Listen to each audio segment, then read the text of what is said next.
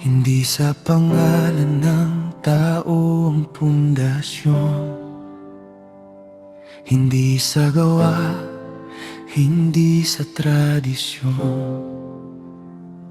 Isang pangalan lamang ang itataas, si Kristo ang bato na hindi magigiba.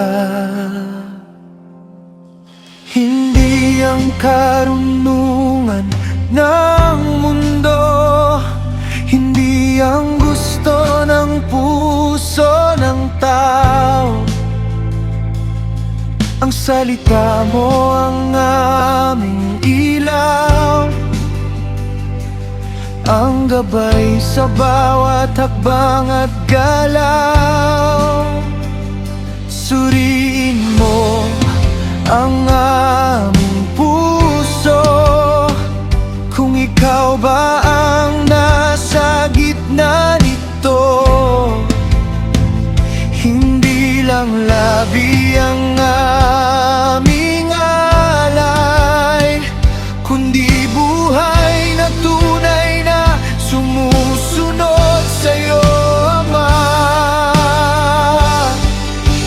Kay Kristo lamang, kay Kristo lamang ang aming mata ay nakatingin sa iyong pangalan. Hindi sa tao, hindi sa karangalan, kundi sa krus kung saan kami tinubos mo noon.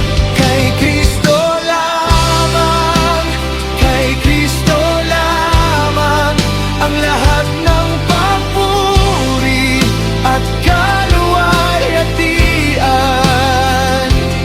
Kung kami man ay maglingkod at lumakad, ikaw ang sentro magpakailanman.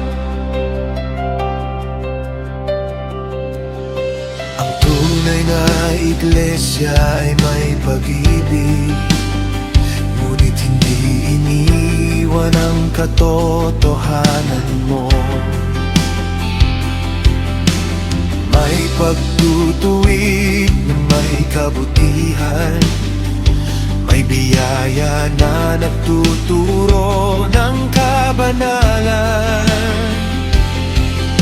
Hindi sapat ang dumalo lamang, ang tawag mo ay lumago sa buhay, sa isip, salita at bawat gawa, upang makita ka sa amin, Ama. At kung may mabago sa aming buhay, ito'y dahil sa Espiritu mong gumagabay, bunga ng pag-ibig at kapayapaan, na ikaw lamang ang pinagmulan.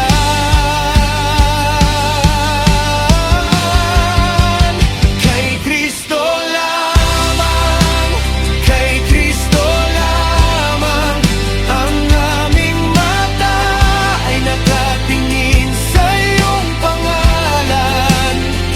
Hindi sa tao, hindi sa karangalan, kundi sa krus kung saan kami tinubos mo noon. Kay Kristo lamang, kay Kristo lamang ang lahat ng papuri at kaluwalhatian. Kung kami man ay maglingkod at lumakad, ikaw ang sentro magpakailanman.